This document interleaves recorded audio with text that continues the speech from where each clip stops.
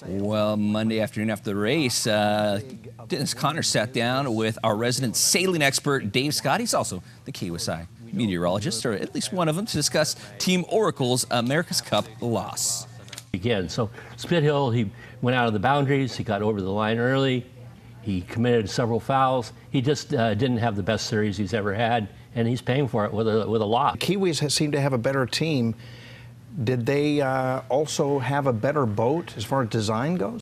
They had some technology. The boats are all the same under the rules that we have now. All the hulls are the same. So they all came out of the same mold. And the same with the spar, with that hard wing. The differences are in the appendages, the part that goes down in the water with the curve on it, like the fins on the end of a 747. So that's where the speed all is, in controlling the up and down and the appendages, and they can control it hydraulically. And the other difference is the crew.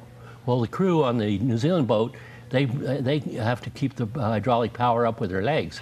And the other crew trying to keep the hydraulic power up with their arms, like the traditional way. Which is tougher. Which is better. We know legs are a lot stronger and a lot more power. So the Kiwis got the drop on them in a lot of ways. What would you say to a new America's Cup team going forward? Well, first of all, Dave, it's all about the money. You can have the best sailors in the world, but without the boat and equipment, technology, crew, backup, logistics, you can't win. So first comes the money. Once you get the money, then you can get the talent and technology, probably equally important to the crew. So the kids have to be young, kite sailors or board sailors that know how to move their weight and back and forth in the boat and sail these modern boats. But you still have to have that people thinking outside the box.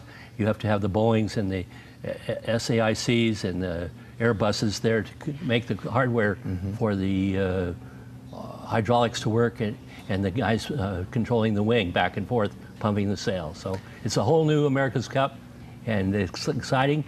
For old folks like myself, maybe not quite as interesting. There's not as much real sailing involved, checking the line, tacking on the wind shifts, crew work of 16 guys. You know, they could really sail these boats with only 2 or 3 people.